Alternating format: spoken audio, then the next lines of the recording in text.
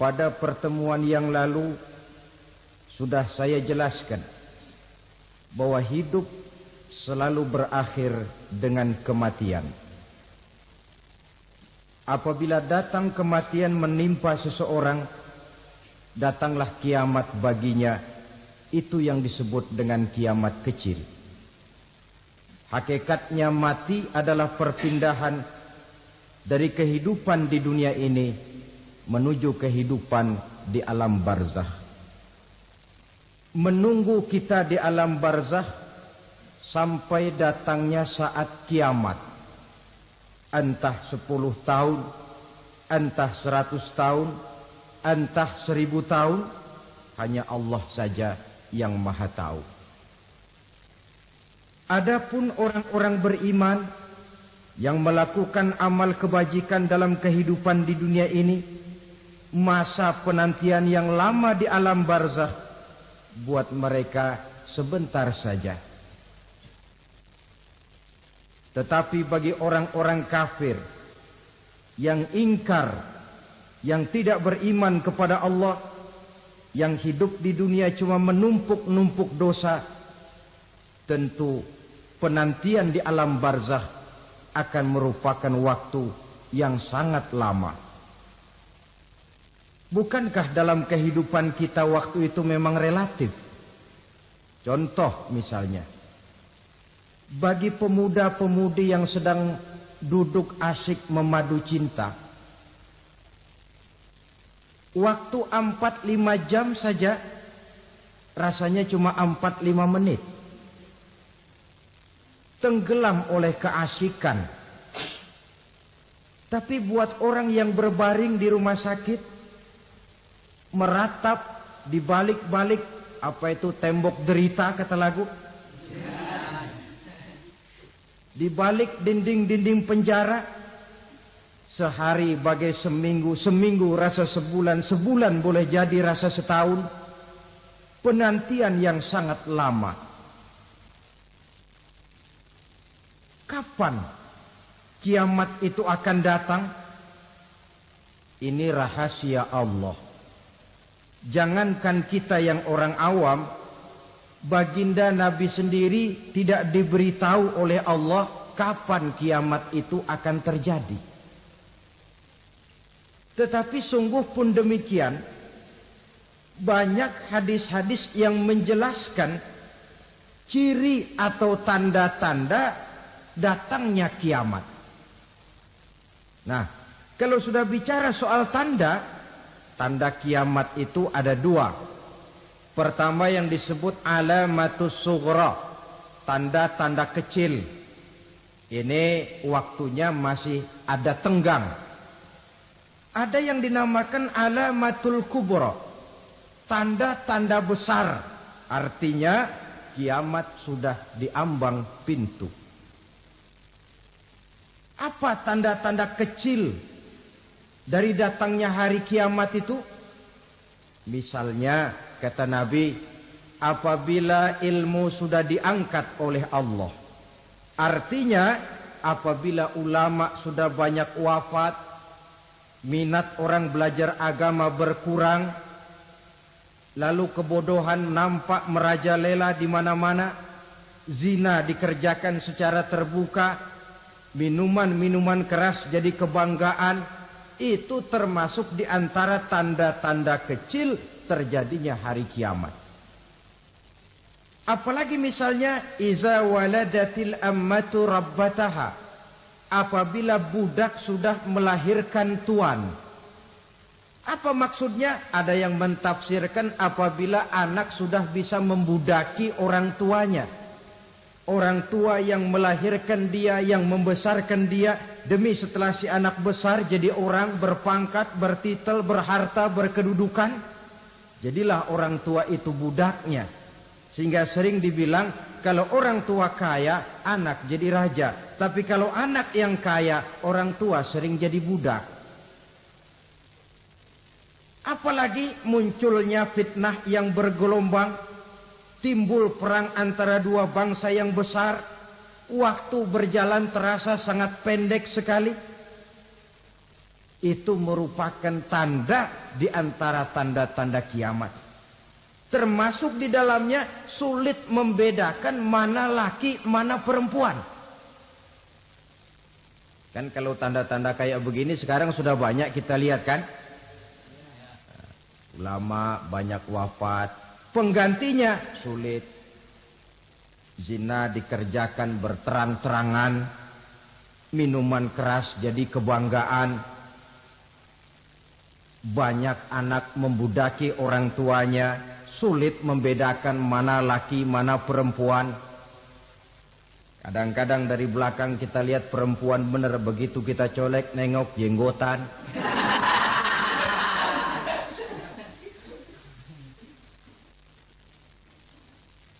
Ini termasuk tanda-tanda kecil. Masih ada tenggang sampai akan terjadinya kiamat itu. Nah, yang dimaksud dengan tanda-tanda besar, ini tanda besar artinya kiamat sudah di ambang pintu. Pertama, matahari terbit dari sebelah barat. Apabila matahari sudah terbit dari arah sebelah barat, tertutuplah sudah pintu taubat. Bersabda Nabi kita, la taqumus sa'atu hatta tatlu'a syamsu min maghribiha. Tidak akan datang hari kiamat sampai matahari terbit dari arah sebelah barat. Fa iza tala'at, manakala matahari telah terbit dari arah sebelah barat, wara'ahan nasu, manusia banyak menyaksikan itu, amanu ajma'un, mereka pun lalu beriman. Yang tadinya kafir, yang tadinya ingkar, yang tadinya membangkang, setelah melihat matahari terbit dari sebelah barat, buru-buru beriman, berlomba-lomba mengucap 2 kalimat syahadat. Tapi apa yang terjadi? Kata Nabi, wadzalika hina la yanfa'u nafsan imanuha lam takun amanat min qabl. Hari itu adalah hari yang iman sudah tidak berguna lagi bagi seseorang apabila sebelumnya memang dia tidak pernah beriman. Au kasabat fi imaniha khaira, atau beriman tetapi tidak pernah melakukan kebajikan di dalam keimanannya itu. Hari yang sudah kasib, hari yang sudah terlambat, beriman tidak akan ada gunanya lagi. Ini pelajaran buat kita. Sebelum sang surya terbit dari sebelah barat, sebelum nafas sampai di tenggorokan, artinya pintu taubat masih terbuka. Kalau 2 hal itu sudah terwujud, nafas sudah sampai di kerongkongan, atau matahari sudah terbit dari arah sebelah barat, tertutuplah sudah pintu taubat. Tak ada lagi gunanya pangkat, jabatan, harta, bahkan beriman pun dalam suasana macam itu. Too late, kata orang Kulon. Sudah terlambat. Matahari terbit dari arah sebelah barat. Itu tanda besar, artinya kiamat sudah di ambang pintu. Lalu apalagi tanda besar? Munculnya Dajjal. Dajjal artinya pendusta-pendusta yang menyesatkan manusia. Ada 2 macam Dajjal, saudara.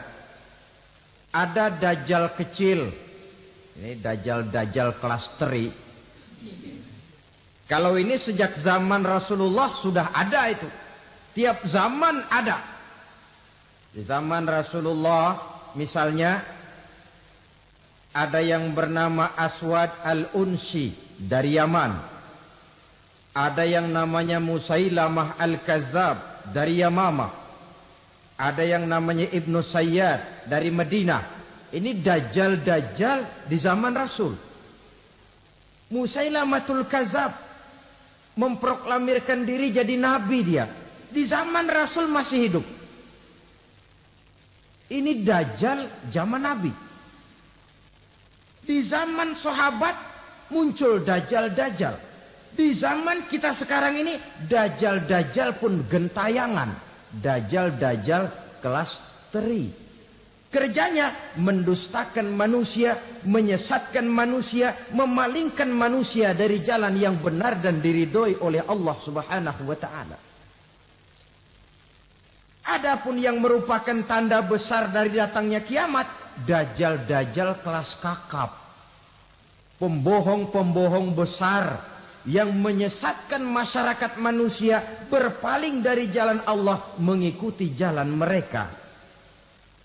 Apa sih ciri dajjal itu? Kata Nabi dalam hadis Bukhari Muslim, "Inna dajjala", sesungguhnya yang namanya dajjal itu yakhruju, satu saat akan muncul mendekati hari kiamat. Wa inna ma'ahu ma'an, si dajjal ini membawa air. Wa naran, dan juga membawa api. Dua simbol. Di tangan yang satu dia bawa air, di tangan yang satu dia bawa api. Wa ammal ladzi yarahu an-nasu ma'an fanarun. Adapun yang orang banyak lihat air, hakikatnya adalah api. Yang dilihat api, hakikatnya adalah air. Oleh sebab itu, kalau api yang ditawarkan, ambillah air. Kalau air yang ditawarkan, pilihlah api. Maksudnya apa ini? Ini bahasa simbol, saudara-saudara. Dajjal bicaranya seolah-olah untuk kepentingan manusia. Menawarkan surga. Surga yang dia tawarkan hakikatnya neraka. Hai manusia, kalau kau mau bahagia, jangan dekat-dekat dengan agama. Sholat itu tidak efektif dan efisien, tidak produktif dari segi ekonomi itu. Menghadiri majelis taklim cuma buang-buang waktu. Tahajud, tasbih, tahlil, baca Quran, apa itu? Pekerjaan mubazir saja. Hidup ini cuma sekali, masa yang cuma sekali, manfaatkan dengan sebaik-baiknya. Mumpung. Dibawanya sifat mumpung, tetapi dalam pengertian yang sangat negatif. Bicaranya seolah-olah untuk kepentingan manusia, tetapi sebenarnya menjerumuskan manusia. Menawarkan air, tapi sebenarnya api. Menawarkan api, tapi hakikatnya air. Buat apa kamu sholat? Buat apa kamu bayar zakat? Buat apa kamu puasa? Surga yang dicanangkan dajjal, hakikatnya neraka. Neraka yang digambarkan dajjal, pada dasarnya adalah surga. Jadi memutarbalikkan fakta itu kerjaan dajjal. Yang hak jadi batil, yang batil dibilang hak, yang benar jadi salah, yang salah malah jadi benar. Tuntunan disuruh jadi tontonan, tontonan malah menjadi tuntunan. Itu pekerjaan dajjal profesinya. Zamannya Nabi Adam, dajjalnya kan iblis. Betul? Betul. Apa sih gang kerayuan iblis itu? Allah setelah menciptakan Nabi Adam kan bilang, Adam, kau dan istrimu Hawa tinggal di surga ini. Seluruh fasilitas yang ada di surga persilahkan kau nikmati. Satu yang tidak boleh, jangan coba-coba dekati pohon khuldi. Dekat saja jangan, apalagi sampai memetiknya. Datang dajjal yang namanya iblis ini. Adam, kamu tahu nggak kenapa tidak boleh makan buah khuldi? Ya nggak tahu, pokoknya saya dilarang. Bodoh kamu Dam. Khuldun artinya kekal. Kalau kamu makan itu buah, kau akan kekal di surga buat selamanya. Allah tidak kepengen, maka dilarang kamu makan buah khuldi. Kalau kau ingin kekal di surga Adam, makan saja. Saya bicara begini ini untuk kepentingan kamu Adam. Ini kan ciri-ciri dajjal. Bicaranya sih seolah-olah untuk kepentingan Nabi Adam, hakikat sebenarnya menjerumuskan Nabi Adam supaya ingkar dan melanggar larangan dari Allah Subhanahu wa ta'ala. Jadi setelah muncul dajjal, timbul kekacauan-kekacauan di masyarakat. Banyak yang terpengaruh, terpedaya dan terpesona. Termasuk mereka yang memproklamirkan diri jadi nabi. Mereka yang memproklamirkan diri jadi rasul di zaman sesudah Rasulullah wafat, itu adalah dajjal-dajjal. Maka saya ingatkan, kalau di zaman kita sekarang ini ada orang ngaku jadi nabi, ada orang ngaku jadi rasul, biar bahasa Arabnya kental, Quran hafal, hadis ribuan hadis hafal, biar pakai serban sampai menyengser ke tanah, bahasa Arabnya fasih, tapi dia mengaku jadi nabi, jadi rasul, kita umat Islam wajib tidak percaya. Wajib untuk tidak percaya. Itulah dajjal-dajjal zaman kita sekarang ini. Tidak mustahil mereka datang mempengaruhi orang awam supaya berpaling dari Rasulullah, mengikuti mereka. Nah, di akhir zaman nanti, mendekati hari kiamat, dajjal ini muncul, dajjal kelas kakap, menyesatkan masyarakat manusia untuk berpaling dari Islam, mengikuti seruan mereka. Apalagi di antara datangnya kiamat itu, tanda yang besar itu, turunnya Nabiullah Isa Al-Masih, putra Maryam. Menurut berbagai hadis yang sahih, Nabi Isa Al-Masih nanti akan turun lagi. Tidak membawa risalah yang baru, tapi meluruskan risalah Islam ini yang telah banyak ditinggalkan oleh masyarakat. Bahkan ada hadis menjelaskan beliau akan membunuh Nabi, mematahkan kayu-kayu salib, lalu melaksanakan haji dan umrah mengikuti syariat Nabi Muhammad, bukan membawa agama baru. Menjadi semacam mujaddid, reformer, menyelamatkan manusia dari bisikan dajjal. Bahkan ada riwayat yang menjelaskan bahwa Nabi Isa berhasil mengalahkan dajjal, mengembalikan masyarakat manusia kembali kepada ajaran Islam yang datang dari Allah, dibawa oleh Rasulullah sallallahu alaihi wasallam. Dengan kata lain, turunnya Nabi Isa bukan sebagai nabi dan rasul baru, tetapi mengikuti syariat Nabi kita Muhammad sallallahu alaihi wasallam. Saudara hadirin, ibu-ibu hadirat yang saya hormati, kemudian apalagi di antara tanda-tanda besar akan datangnya kiamat itu?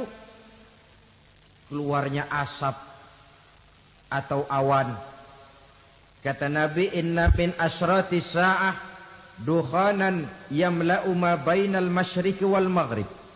Di antara tanda-tanda kiamat, munculnya awan antara langit dan bumi. Ini pun diperkuat dalam surah Ad-Dukhan ayat 10. Fartaqib yauma ta'ti as-sama' bidukhanin mubin fayughshan nas hadza azabun alim. Bagi orang-orang yang beriman, mereka biasa-biasa saja. Tapi bagi orang kufur, datangnya asap dan awan ini merupakan azab yang kelewat pedih. Barangkali sedikit mendekati gambaran tentang azab yang pedih ini, saya ingatkan alam pikiran kita kepada peristiwa yang belum lama terjadi. Pernah dengar berita bocornya reaktor nuklir di Chernobyl, Uni Soviet? Pernah dengar? Nah, bocornya reaktor nuklir di Chernobyl yang mengakibatkan ratusan bahkan sangat mungkin ribuan nyawa. Cuma satu reaktor. Bagaimana kalau seluruh cadangan nuklir yang dimiliki oleh para negara adik kuasa ini diledakkan? Bahkan yang konon menurut catatan, cadangan nuklir yang dimiliki bersama oleh Amerika dan Rusia sekarang ini sudah sanggup memusnahkan 6 miliar manusia. 1,5 kali lebih banyak dari jumlah manusia yang nongkrong di permukaan bumi ini. Saudara-saudara hadirin yang saya hormati, lalu saat mendekati hari kiamat, apalagi tandanya? Setelah Nabi Isa wafat, pada saat turunnya yang kedua kali, Lalu Allah meniupkan angin sejuk. Semua orang-orang beriman, orang-orang baik wafat. Sehingga penghuni bumi ini cuma tinggal lagi terdiri dari orang-orang kafir. Tidak ada lagi di bumi ini yang bisa mengucapkan Allah. Sehingga dalam hadis qudsi itu ada keterangan, Innallaha azza wa jalla yaqulu li Israfil. Allah pernah pesan kepada malaikat Israfil. Kata Allah, Israfil, Iza sami'ta qailan yaqul Allah Allah fa akhirin nafah 40 sanatan ikraman liqailiha. Hai Israfil, apabila kau dengar di permukaan bumi masih banyak orang yang mengucapkan Allah Allah, maka tunda sangkakala kiamat itu 40 tahun. Untuk apa? Ikraman liqailiha, menghormati orang yang mengucapkan Allah Allah itu. Wah, jadi karena sekarang masih banyak yang mengucapkan Allah, besar hatilah kita, masih jauh kiamat itu. Tapi jangan lupa, kiamat pribadi, kiamat kecil itu yang gak kita sangka-sangka. Ajal datang mencabut nyawa, itu kiamat pribadi.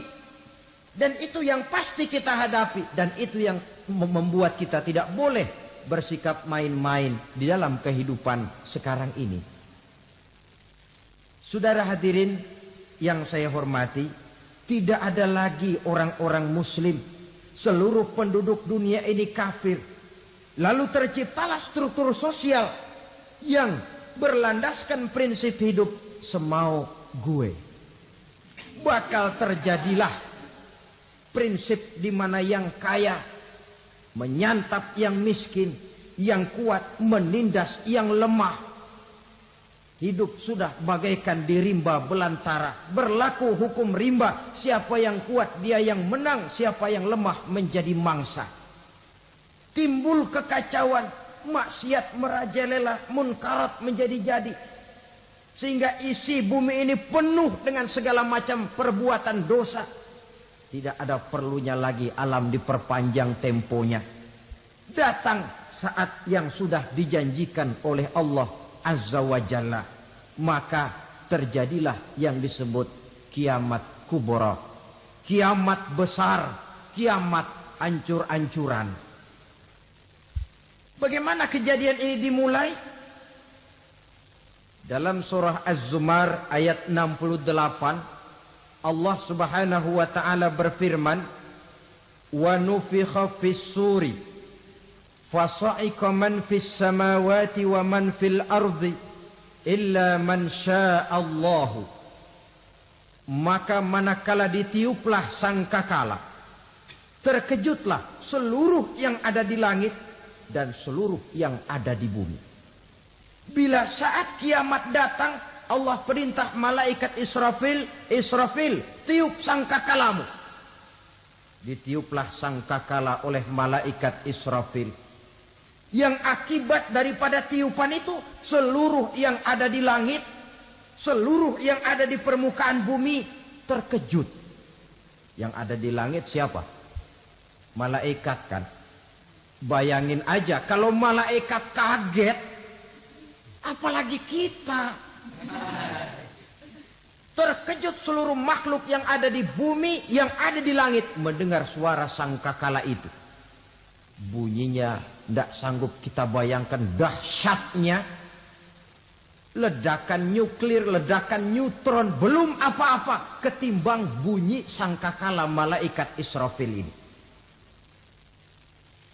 Nah, lalu mendengar bunyi sangkakala ini, gemparlah makhluk, kacaulah alam. Bumi gempa, planet-planet bertabrakan, gunung meletus, air laut tumpah ke darat, angin topan bertiup, halilintar menyambar. Lalu semua yang bernama hidup mati total. Mati bareng tanpa persiapan. La haula wala quwata illa billah. Saya kadang-kadang dalam tafakur bermohon, ya Allah, mudah-mudahan saya nggak nemuin kiamat beneran. Ngeri. Tidak bisa kita bayangkan macam apa suasana seperti itu. Allah saja banyak memberikan gambaran, misalnya Al-Qari'ah, wa mal Qari'ah, wa ma adraka mal Qari'ah. Kejadian yang menggemparkan. Tahukah kamu apa kejadian yang menggemparkan itu? Yauma yakunun nasu kal farasil mabsus wa takunul jibalu kal ihnil manfus. Pada saat itu manusia berterbangan bagai kupu-kupu. Gunung berterbangan seperti kapas ditiup angin. Gunung saja macam kapas, konon lagi manusia. Kematian total, mulai semut sampai gajah mati, jin mati, iblis mati, malaikat mati. Malaikat saja mati. Saudara hadirin yang saya hormati, kematian total yang tanpa persiapan. Orang bilang, Pak, kalau mati bareng begitu yang repot malaikat maut dong ya. Cabut sana, cabut sini. Itu kalau menurut logika kita. Mestinya begitu menurut logika. Tapi logika juga yang nggak perlu serepot itu. Sebab untuk mematikan listrik di wilayah DKI, di wilayah Jakarta, nggak perlu tiap rumah didatengin, matiin, ya lama. Cukup dari kantor pusatnya saja PLN, tekan satu tombol, gelaplah seluruh Jakarta. Saudara hadirin yang saya hormati, kematian total. Lalu setelah kematian total, planet-planet juga mati, dalam arti tidak bergerak dan beredar. Angin mati, dalam arti tidak bertiup. Air mati, dalam arti tidak ada riak gelombang. Pokoknya semua mati. Kullu nafsin za'iqatul maut. Semua yang bernafas mati. Dalam ayat lain, kullu man 'alaiha fan. Semua yang ada di permukaan bumi fana. Yang kekal cuma Allah Subhanahu wa ta'ala. Yang paling belakang mati, malaikat maut dan malaikat Israfil. Tapi mati juga sesuai dengan janji Allah. 40 lamanya. Tidak dijelaskan oleh Abi Hurairah 40 jam, apa 40 hari, apa 40 tahun. Hadis-hadis cuma menyebutkan 40 saja. Sunyi alam. Yang tinggal cuma Allah saja lagi. Ketika itu Allah berseru-seru, katanya, limanil mulkul yauma. Siapa para penguasa hari ini? Mana itu raja-raja dan penguasa yang dulu mengaku jadi Tuhan? Fir'aun. Mana Fir'aun sekarang? Yang dulu jadi raja, merasa berhasil, sombong, lalu tidak mau turun-turun dari kekuasaannya, sampai kepada puncak kekurang ajarannya mengangkat diri jadi Tuhan. Mana itu Fir'aun? Namrus. Mana sekarang Namrus? La ilaha illa ana. Ternyata tidak ada Tuhan lain selain daripada aku, kata Allah. Proses kemudian, saudara-saudara, turunlah hujan dari langit. 40 lamanya hujan itu. Tidak jelas juga 40 jam apa 40 hari. Setelah air turun membasahi, datanglah tiupan sangkakala yang kedua. Semua yang bernama mati bangkit dari kuburnya masing-masing. Ini yang disebut Yaumul Ba'thi, hari kebangkitan. Allahu Akbar. Pada saat kita bangkit dari kubur kita masing-masing, kumpul di padang mahsyar namanya. Bayangin aja, saya sendiri nggak sanggup bayangin. Manusia sejak zaman Adam sampai zaman kiamat kumpul bareng di tempat sama. Berapa banyaknya itu?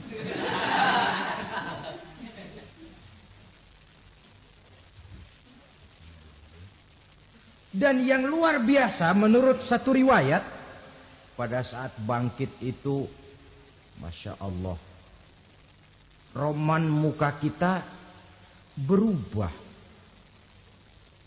Disesuaikan dengan amalan kita waktu di dunia ini.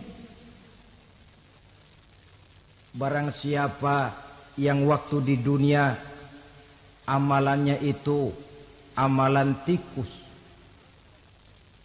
di akhirat nanti dia bangkit dari kubur, mukanya seperti muka tikus. Gagah betul badannya, tapi mukanya seperti tikus. Kenapa? Amalannya waktu di dunia seperti amalan tikus. Apa amalan tikus itu? Suka ngegeragoti barang yang sudah disimpan rapi-rapi. Orang sudah simpan uang rapi-rapi, simpan perhiasan rapi-rapi, digeragoti oleh tikus. Maling-maling, pencoleng-pencoleng, koruptor-koruptor. Itu nanti di akhirat nanti kita lihat mukanya seperti muka tikus. Oh ini waktu di dunia suka nyolong, hanya seperti muka tikus. Barang siapa yang waktu di dunia ini amalannya itu amalan macan, dia akan bangkit nanti mukanya seperti muka macan. Apa amalan macan? Macan itu amalannya menang-menangan. Orang yang mau menang saja nggak mau mengalah. Coba lihat di hutan. Kenal hutan nggak? Nah. Di hutan, raja hutan di mana-mana pasti macan. Betul kan? Betul. Padahal hutan belum pernah bikin pemilihan umum. Tapi macan tidak peduli ada pemilihan umum apa tidak, pokok saya raja. Sebab apa? Macan jadi raja itu bukan karena benar, tapi karena kuat jadi raja. Setelah dia jadi raja, rakyat hutan yang mesti dilindungi malah dimakan oleh raja macan. Kambing rakyat hutan dimakan oleh macan. Ayam rakyat hutan dimakan oleh macan. Itu nanti kita lihat di akhirat itu mukanya seperti muka macan, gagah betul. Lalu barang siapa yang di dunia ini amalannya itu seperti amalan anjing, nanti dia punya muka seperti muka anjing. Apa amalan anjing? Pertama, anjing itu kalau disuruh jaga rumah, dia tidak bisa membedakan mana maling, mana tamu. Biar yang datang maling kalau bawa tulang, anjing kalem. Yang kedua, anjing itu akan setia kepada siapa saja yang memberinya roti. Siapa yang memberinya roti, itulah majikannya. Apa kata majikannya, pasti dia laksanakan. Soal benar atau salah, dia tidak peduli. Setelah anjing dapat roti, dia tidak punya pilihan lain kecuali bilang, abdi mah kumaha juragan wae ayeuna mah.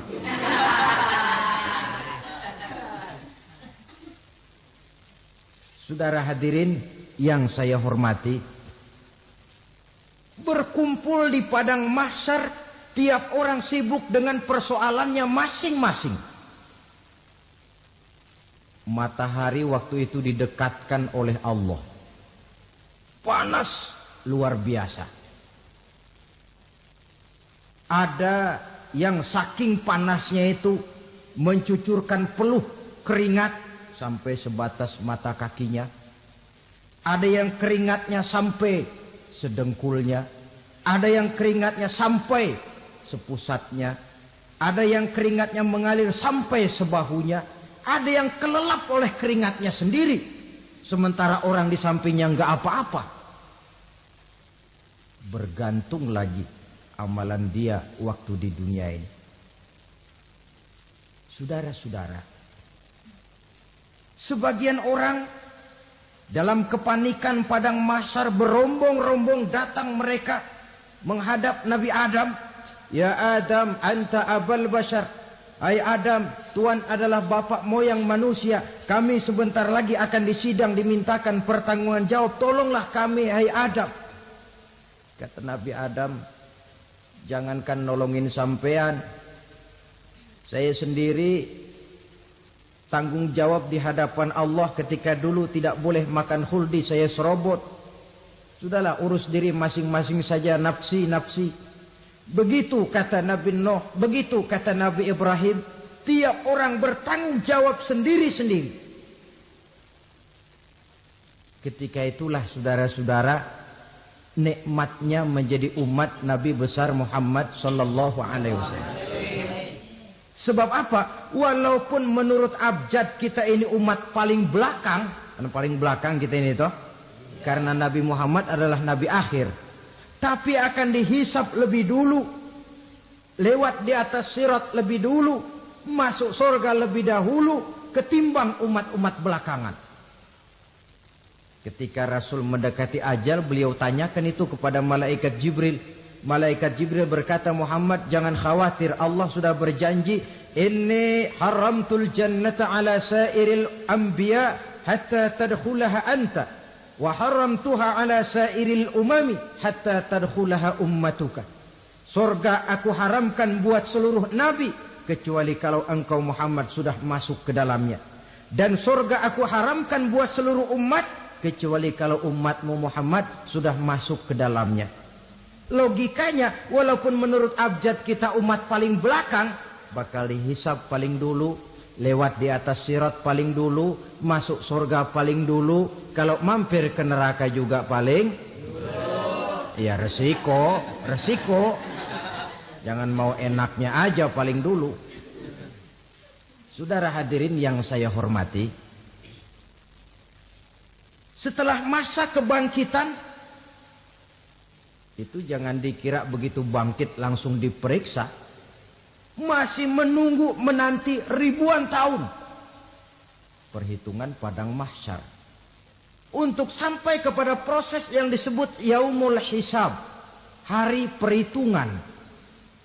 Seorang demi seorang bakal dipanggil. Bayangkan saja, kita se-RT saja di absen, kadang-kadang perlu waktu lama. Ini manusia sejak zaman Nabi Adam sampai datang hari kiamat, satu demi satu disidang di hadapan Qadhi Rabbul Jalil. Status sosial copot sudah waktu itu. Yang pernah jadi hartawan di situ tidak lagi kelihatan kehartawanannya. Yang pernah jadi jenderal tidak lagi dipanggil jenderalnya. Yang ustadz tidak lagi dipanggil al-mukarramnya. Seluruh status sosial selesai. Dipanggillah kita seorang demi seorang menghadap Qadhi Rabbul Jalil. Bagaimana proses penghisaban itu? Pertama, proses tanya jawab. Di antaranya ada hadis menyatakan, lan tazula qadama 'abdin yaumal qiyamah hatta yus'ala an arba'i khisalin. Besok di hari kiamat tidak akan bergeser telapak kaki seorang hamba sampai dia ditanya lebih dulu tentang 4 persoalan. Tentang ilmunya. Kemana ilmu itu diamalkan? Tentang umurnya. Di mana umur itu dihabiskan? Tentang masa mudanya. Kemana masa muda itu dipakai? Tentang hartanya. Dari mana harta itu didapat dan kemana harta itu dibelanjakan. Ini termasuk proses tanya jawab. Jadi kalau istilah pengadilan dunia, nama Fulan bin Fulan. Kamu waktu di dunia diberikan umur panjang untuk apa? Pernah mengalami masa muda, kemana kau habiskan masa remajamu? Kau diamanahkan ilmu, dengan apa ilmumu kau amalkan? Kau diberikan harta, dari mana harta kau dapat, kemana kau belanjakan? Tak seorang pun yang bisa mungkir Sebab apa? Dikala itu yang menjadi saksi bukan orang. Yang menjadi saksi adalah seluruh anggota badan kita. Tangan bicara, kaki jadi saksi terhadap seluruh amalan yang pernah kita kerjakan pada saat kehidupan di alam dunia ini. Selesai proses tanya jawab, lalu diperlihatkan buku catatan kita waktu hidup di dunia ini. Jangan lupa Allah itu menyiapkan 2 superkomputer kepada kita.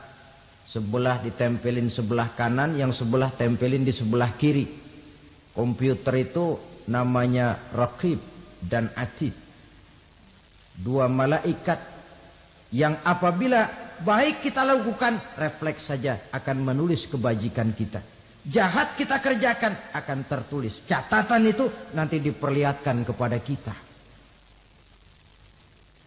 Waduh, alangkah malunya pada saat diperlihatkan catatan kita, buku rapot kita merah melulu.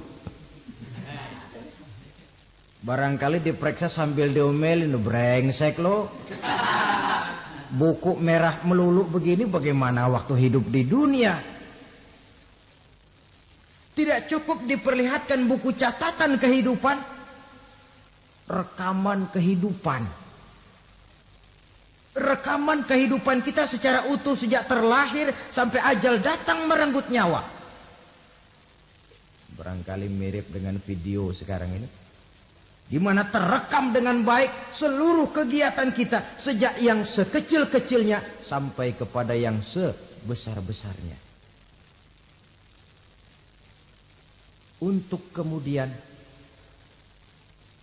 kita pun menerima balasan. In khairan fa khairun wa in syarran fa syarrun. Kalau baik ya baik balasannya, kalau jahat ya jahat juga balasannya. Catatan-catatan kita diberikan. Kalau banyak kebajikannya diberikan di tangan kanan dengan cara yang halus. Kalau banyak kejahatannya diberikan dari sebelah kiri atau dilempar dari belakang. Itulah sebabnya sejak di dunia ini kita sudah mohon kepada Allah. Ketika berwudu membasuh tangan kanan, apa kita bilang? Allahumma a'tini kitabi biyamini wa hasibni hisaban yasira. Ya Allah, berikan saya kitab di tangan kanan, dan kalau saya memang perlu dihisap, hisaplah saya yang seringan-ringannya. Tangan kiri berlindung kita kepada Allah. Jangan sampai diberikan kitab di tangan kiri atau dari arah sebelah belakang. Wa a'udzubika an tu'tiya kitabi bishimali aw min wara'i zuhri, dari arah sebelah belakang. Na'udzubillah min dzalik.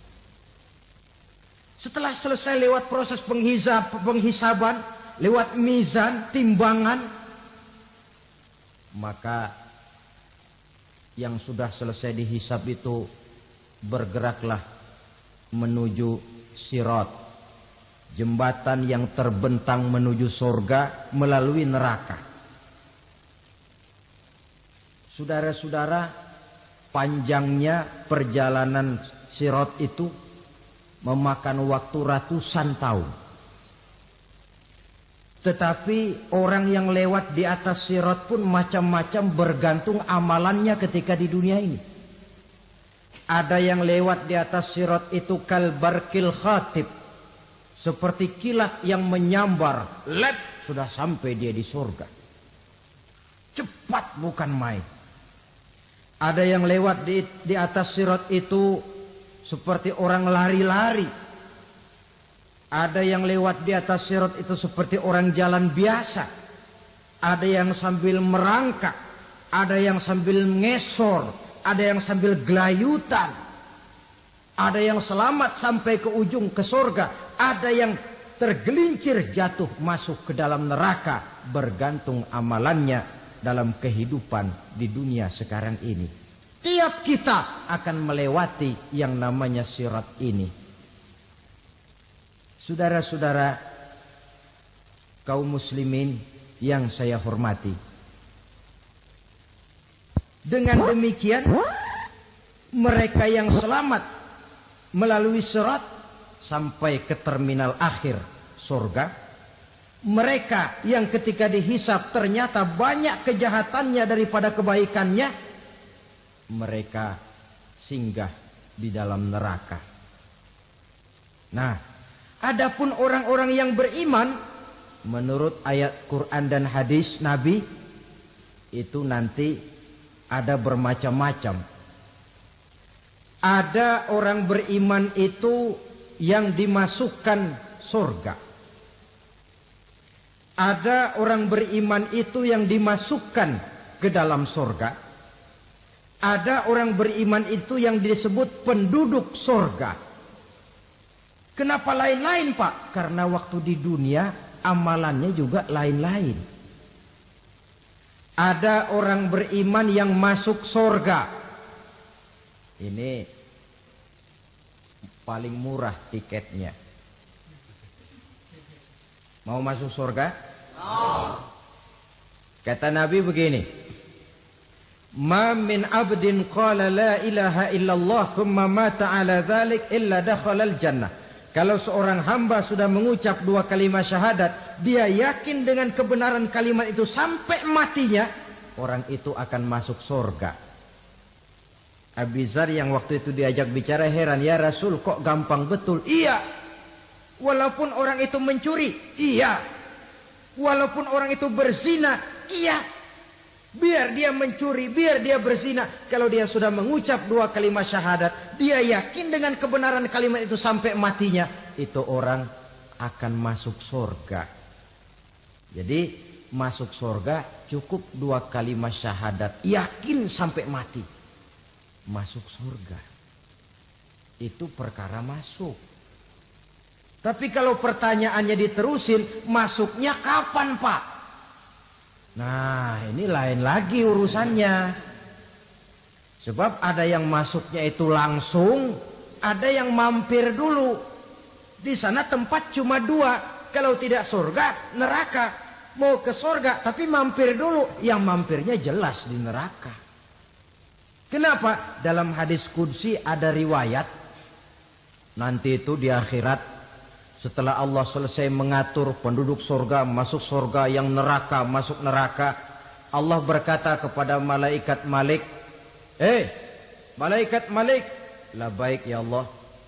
Itu bajingan-bajingan tengik, manusia-manusia durjana yang waktu di dunia tidak mau sujud, jauh dari ulama, gemar melakukan yang munkarat dan maksiat, hidup di tengah masyarakat selalu jadi bibit keonaran.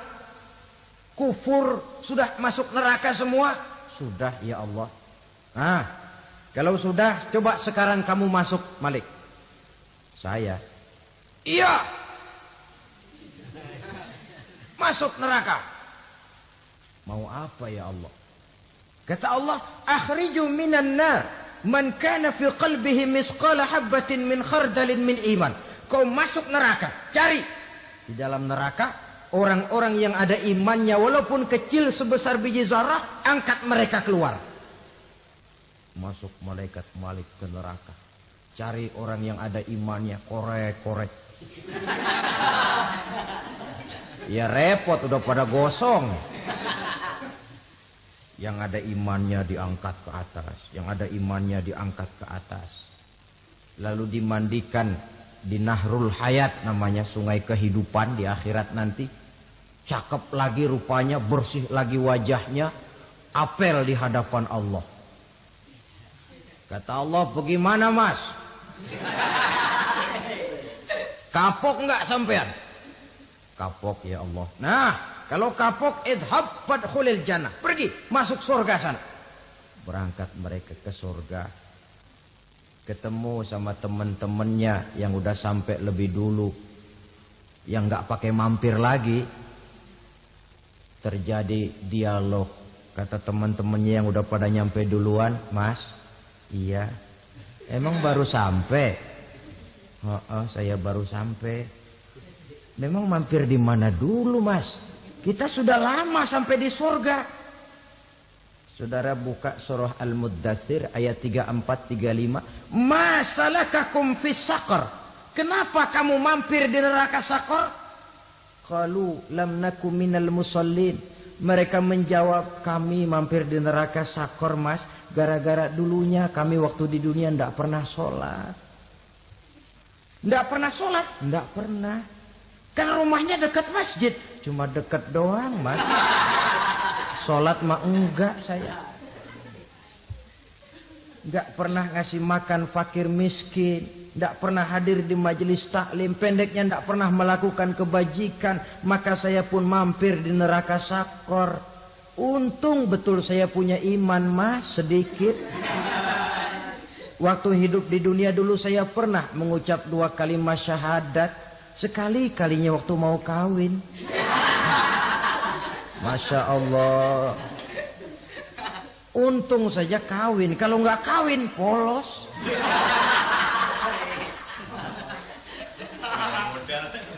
Itu juga pengulu sudah setengah mati ngajarin. Asyhadu alla, asyaduaan, asyaduaan.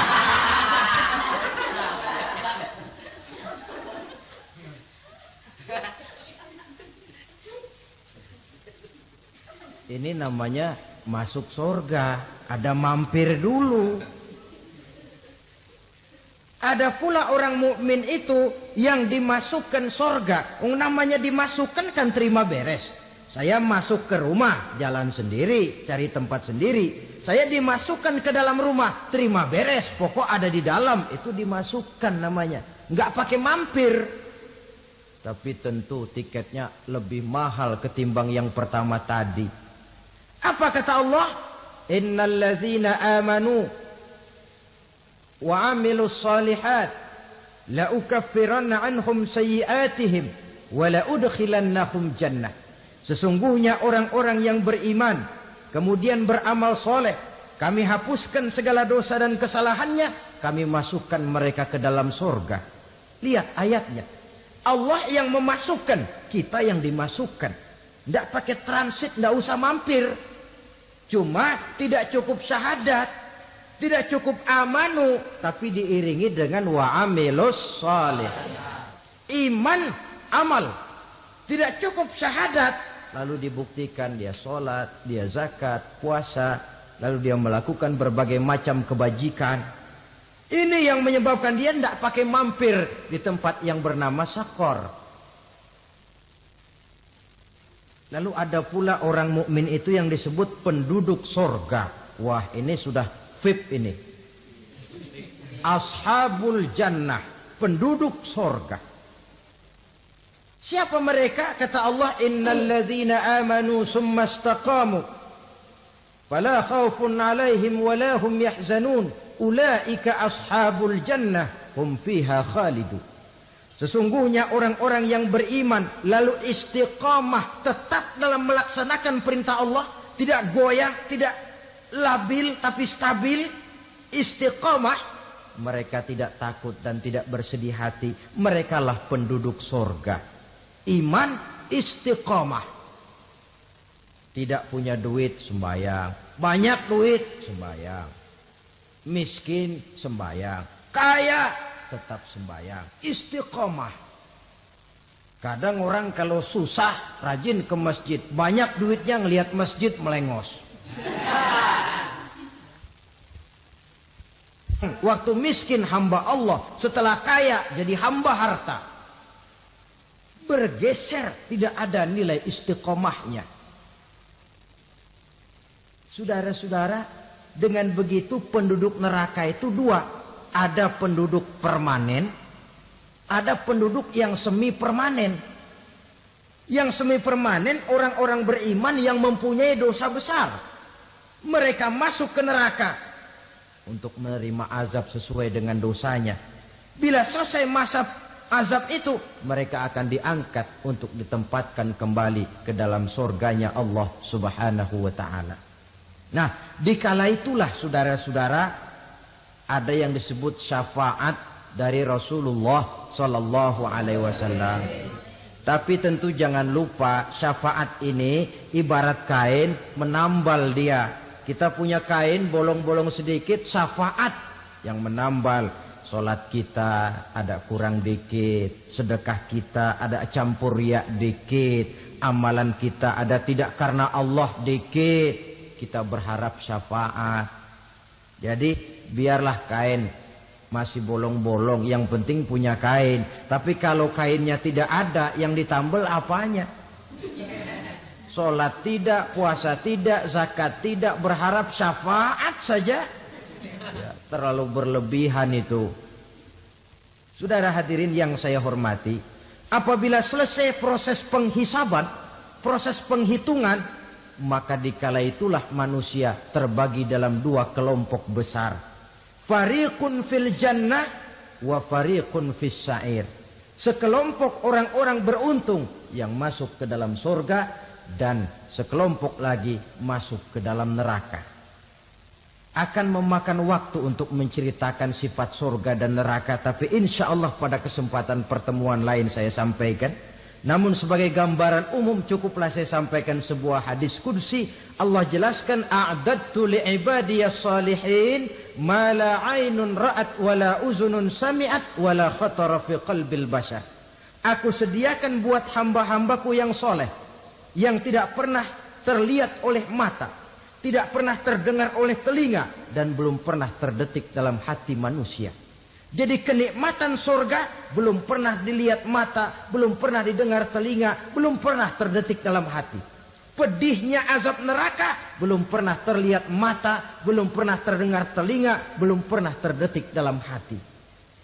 Saudara hadirin yang saya hormati, oleh karena itu sebagai uraian akhir daripada kiamat ini, marilah sama-sama kita memanfaatkan hidup dengan sebaik-baiknya, supaya jangan timbul penyesalan di hari kemudian nanti. Mudah-mudahan kita seluruhnya diselamatkan Allah dari azab neraka dan mendapat surga dan ridhonya. Sekian dan demikianlah pertemuan kita kali ini. Terima kasih banyak atas segala perhatian. Mohon maaf atas segala kekurangan.